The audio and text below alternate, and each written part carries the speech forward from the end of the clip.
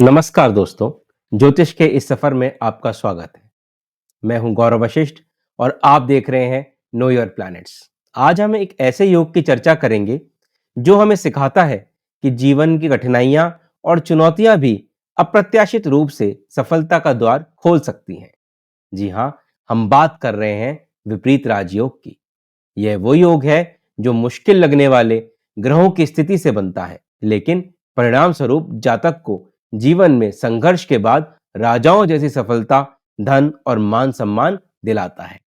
जैसा कि नाम से ही पता चलता है, विपरीत यानी उल्टा या अप्रत्याशित तरीके से बनने वाला राजयोग यानी सफलता, शक्ति और समृद्धि देने वाला योग। यह योग सामान्य राजयोगों से अलग है क्योंकि यह कुंडली के उन भावों यानी हाउसेस से बनता है जिन्हें हम आमतौर पर अशुभ या कष्टकारी मानते हैं। लेकिन ज्योतिष का सिद्धांत है कि कभी-कभी नकारात्मकता ही नकारात्मकता को काट देती है और यही विपरीत राजयोग का आधार है। तो चलिए शुरू करते हैं। विपरीत राजयोगों को समझने से पहले हमें कुंडली के त्रिक भावों को समझना होगा।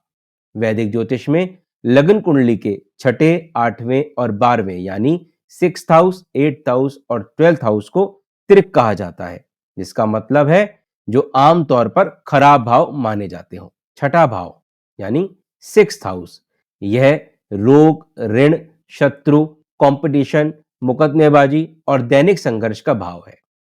आठवां भाव यानी 8th हाउस, यह आयु, मृत्यु, अचानक होने वाली घटनाएं, बाधाएं, गुप्त विद्या, विरासत और गहरे संकटों का भाव है।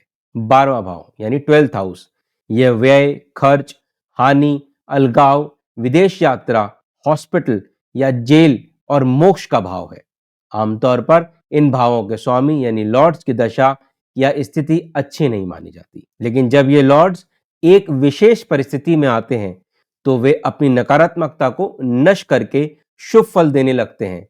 इसे ही हम विपरीत राजयोग कहते हैं। अब जानते हैं कि विपरीत राजयोग कैसे बनता है।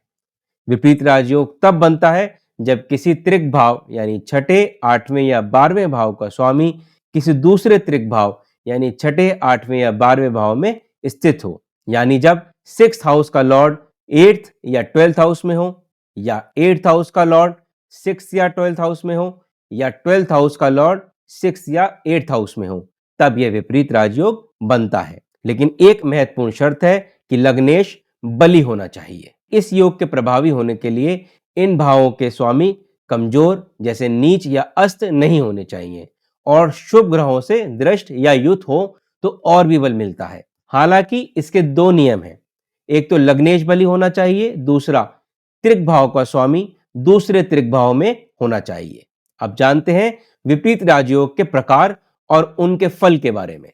विपरीत राजयोग मुख्य रूप से 3 प्रकार के होते हैं, जो इस बात पर निर्भर करते हैं कि कौन से त्रिक का स्वामी किस दूसरे त्रिक में बैठा है। पहला योग, हर्ष योग। जब छठे भाव जो रोग, शत्रु, ऋण का भाव है, उसका स्वामी 8वें भाव या 12वें भाव में स्थित हो तो यह हर्ष योग बनता है। हर्ष का अर्थ है खुशी और प्रसन्नता। यह योग व्यक्ति को शत्रुओं पर विजय दिलाता है। व्यक्ति निरोगी या रोगों से लड़कर जीतने वाला होता है, साहसी, भाग्यशाली और समाज में सम्मानित होता है। उन्हें ऋणों से मुक्ति मिलती है और वे ऋण प्रबंधन में सफल होते हैं। अक्सर शुरुआती संघर्षों या स्वास्थ्य समस्याओं के बाद व्यक्ति को अप्रत्याशित लाभ और खुशी मिलती है। उदाहरण के लिए मान लीजिए किसी की मेष लगन है। मेष लगन के लिए छठा भाव कन्या राशि का होता है और उसका स्वामी बुध यानी मरकरी होता है। यदि बुध 8वें भाव वृश्चिक राशि में या 12वें भाव मीन राशि में स्थित हो तो कुंडली में यह हर्ष योग बनाता है। ऐसा व्यक्ति अपनी बुद्धि और संवाद क्षमता से शत्रुओं को परास्त कर सकता है और मुश्किल परिस्थितियों से निकलकर खुशी प्राप्त कर सकता है। दूसरा योग, सरल विपरीत राजयोग। जब 8वें भाव का स्वामी जो आयु, बाधा, संकट का भाव है, उसका स्वामी छठे या 12वें भाव में स्थित हो तब सरल योग बनता है। सरल का अर्थ है सीधा और आसान। हालांकि ये योग जीवन को सीधे तरीके से नहीं बल्कि बाधाओं को पार करके सरल बनाता है। यह योग व्यक्ति को दीर्घायु, निडरता और दृढ़ संकल्प देता है। ऐसे लोग संकटों और बाधाओं का सामना करने में सक्षम होते हैं और उनसे सफलतापूर्वक बाहर निकल आते हैं। उन्हें ज्ञान, धन और शत्रुओं पर विजय प्राप्त होती है। वे मुश्किलों से घबराते नहीं हैं और अक्सर गुप्त तरीकों से या अप्रत्याशित घटनाओं के माध्यम से लाभ पाते हैं। उदाहरण के लिए एक मेष लग्न की कुंडली ली है जिसमें 8वां भाव वृश्चिक राशि का होता है और उसका स्वामी मंगल होता है। यदि मंगल छठे भाव यानी कन्या राशि में हो या 12वें भाव यानी मीन राशि में स्थित हो तो यह सरल योग का निर्माण करता है। ऐसा व्यक्ति अत्यंत साहसी होगा, जीवन में आने वाली बड़ी से बड़ी बाधाओं और संकटों का डटकर सामना करेगा और अंततः विजय प्राप्त करेगा। तीसरा योग, विमल विपरीत राजयोग। जब 12वें भाव का स्वामी जो व्यय, हानि, विदेश भाव का है, उसका स्वामी छठे भाव या 8वें भाव में स्थित हो तब विमल राजयोग बनता है। विमल का अर्थ है शुद्ध, निर्मल या दोष रहित। यह योग व्यक्ति को अच्छे चरित्र वाला, स्वतंत्र विचारों वाला और प्रसन्न बनाता है। ऐसा व्यक्ति अपने खर्चों पर नियंत्रण रखने में सक्षम होता है या अधिक खर्च के बाद भी धन बचा लेता है। ऐसे लोग दूसरों पर कम निर्भर होते हैं और समाज में अच्छा स्थान प्राप्त करते हैं। विदेश यात्रा या विदेश में सफलता के योग भी यह योग बनाता है। यह योग व्यक्ति को फिजूल खर्ची और अनावश्यक बंधनों से बचाता है और उसे एक संतोष जीवन जीने में मदद करता है। उदाहरण के लिए मेष लग्न की कुंडली में 12वां भाव मीन राशि का होता है और उसका स्वामी बृहस्पति यानी जुपिटर है। यदि यह बृहस्पति छठे भाव कन्या राशि या 8वें भाव वृश्चिक राशि में स्थित हो तो विमल योग का निर्माण होता है। ऐसा व्यक्ति ज्ञानी होगा, अपने खर्चों को बुद्धिमानी से नियंत्रित करेगा और जीवन में स्वतंत्रता और सम्मान के साथ आगे बढ़ेगा। यह याद रखना महत्वपूर्ण है कि विपरीत राजयोग का फल अक्सर शुरुआती कठिनाइयों, संघर्षों और अप्रत्याशित नकारात्मक घटनाओं के बाद ही मिलता है।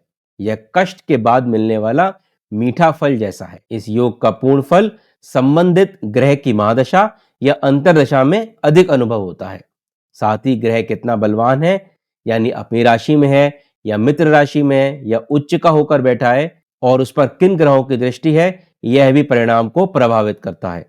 तो दोस्तों, यह थी जानकारी विपरीत राजयोगों के बारे में। यह योग हमें सिखाते हैं कि जीवन में नकारात्मक लगने वाली स्थितियां भी सही समय और सही संयोजन से सकारात्मक परिणाम दे सकती हैं। यह संघर्ष से सफलता तक की यात्रा का प्रतीक है। अगर आपकी कुंडली में इनमें से कोई भी योग बनता है तो कठिनाइयों के बाद मिलने वाली बड़ी सफलता का संकेत हो सकता है। अपनी कुंडली के सटीक विश्लेषण और इन योगों के प्रभाव को गहराई से समझने के लिए आप हमसे संपर्क कर सकते हैं। अगर आप हमसे संपर्क करना चाहते हैं तो आप हमसे नीचे दिए गए नंबरों पर कांटेक्ट करके संपर्क कर सकते हैं। उम्मीद है आपको यह जानकारी रोचक और ज्ञानवर्धक लगी होगी। अगर आपके कोई सवाल या विचार हैं तो नीचे दिए गए कमेंट सेक्शन में जरूर लिखें, हम उनके जवाब देने की पूरी कोशिश करेंगे। और अगर आपको ये वीडियो पसंद आया हो तो इसे लाइक करें, अपने दोस्तों के साथ शेयर करें और हमारे चैनल को सब्सक्राइब करना ना भूलें ताकि आपको आगे भी ऐसे ही रोचक ज्योतिषीय जानकारियां मिलती रहें। तो मिलते हैं अगले वीडियो में एक नए विषय के साथ। तब तक के लिए खुश रहें, स्वस्थ रहें और सदैव मुस्कुराते रहें। धन्यवाद।